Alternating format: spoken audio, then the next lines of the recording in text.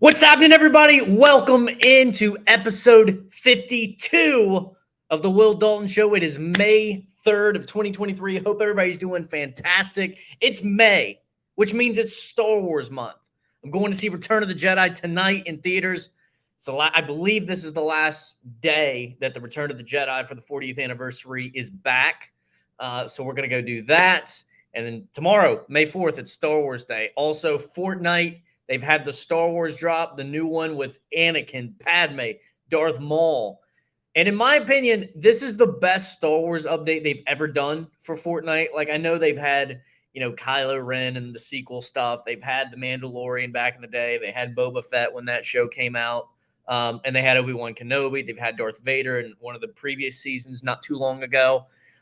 And I've always bought something every Star Wars drop, but this is probably the first one where I felt compelled to buy everything. Like, I'm going to drop some serious cash on this.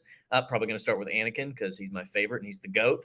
But this is going to be a very quick episode because I got to get to work here in like 5 minutes. But I did want to come on here, quick hit, and just kind of react to a few things. First of all, Lakers-Warriors, game one last night. Steph versus LeBron, rematch, number 5 now? There's a lot of people out there that feel like this is the last time we're going to see Steph and LeBron go at each other, I guess, in a meaningful way in the playoffs. I don't buy that because I don't see LeBron being done anytime soon. We know Steph's not done anytime soon.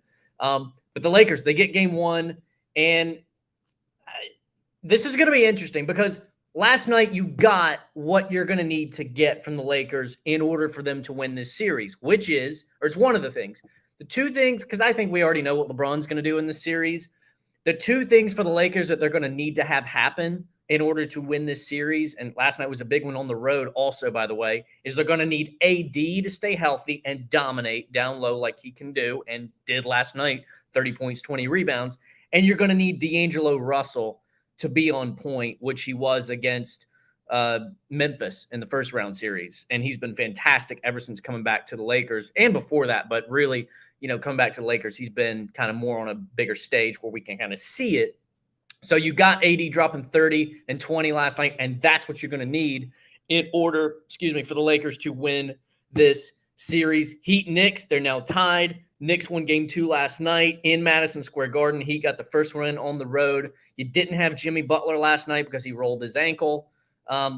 He kind of had a look on his face like, okay, he's going to be back in game 3.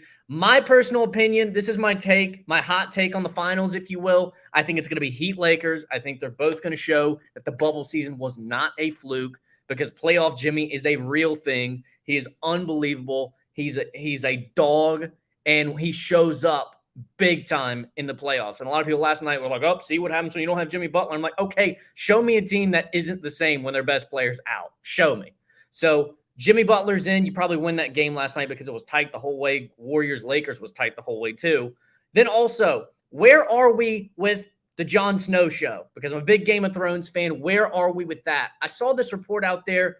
There's going to be a new prequel show in development based on Sir Duncan the Tall, and that's kind of set in the Targaryen dynasty too, or in that era. And a lot of people are like, oh, well, there goes the Jon Snow show. I don't necessarily buy that because George R.R. Martin stated himself when he gave some details about potentially a Jon Snow show.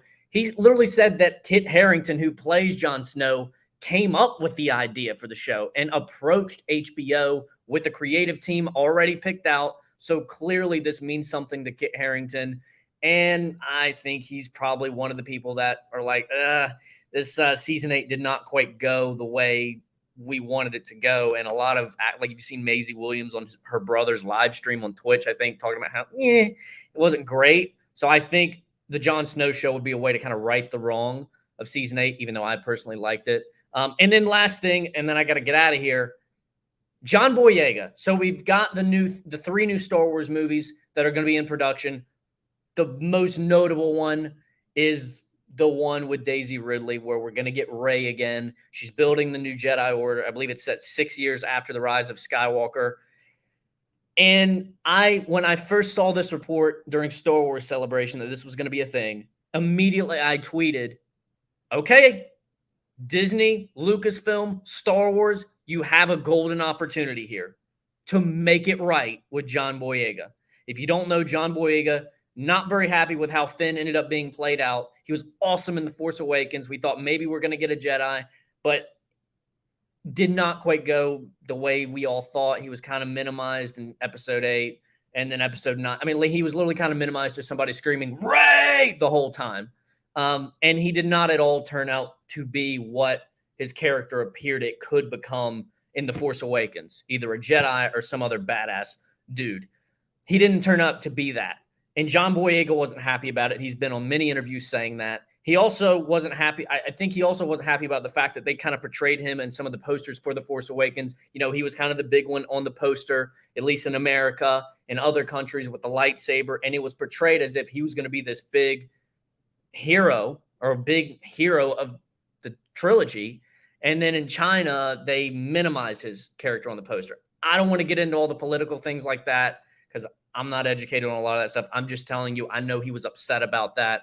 And a lot of his people were upset about that. So John Boyega was not really looking to come back to Star Wars unless probably they paid him a boatload of cash to do it, which sucks too because John Boyega loves Star Wars.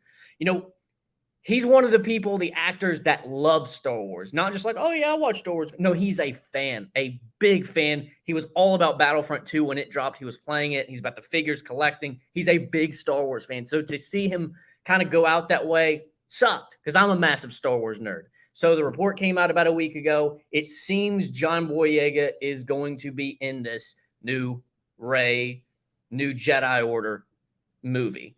So Disney, Lucasfilm, Star Wars, you have a golden opportunity to fix it and make it right with John Boyega. Because remember, Rise of Skywalker, he was saying things like, he was trying to tell Rey something like when they were sinking into the quicksand on whatever that planet was, where we thought Chewbacca died and Rey force lightning on the ship. It blew up. We thought Chewbacca was in it, but he wasn't. Finn was trying to tell her something multiple times throughout Rise of Skywalker, and you know, a plot hole that just never was filled. He never got to tell her. And so you could have a golden opportunity there of Finn trying to tell her, hey, I think I might be force sensitive. And you can literally get him back on track to what he appeared he could have been in The Force Awakens. So that's a quick little hit. The Will Dalton Show. Hope you have a great Wednesday. Hope you have a great May 3rd. If you're going to see Return of the Jedi like I am tonight, hope you fucking enjoy that shit because Star Wars from 1983 back in theaters, it's just something special about it. And we haven't seen a Star Wars movie in theaters since, I guess, 2018 or 19 or whatever year it was that 2019, I think, when Rise of Skywalker came out. So enjoy that. Enjoy your Wednesday. We'll be back at it again. I'm thinking about streaming some video games tonight. I might go vintage with some PS2 games. We got Madden 2003, Tiger Woods 2003 as well. And I'm going to get some Fortnite gameplay in with the new Star Wars drop that came out yesterday. So we'll get to that later. Have a great rest of your day. Will Dalton, The Will Dalton Show. We'll see you next time.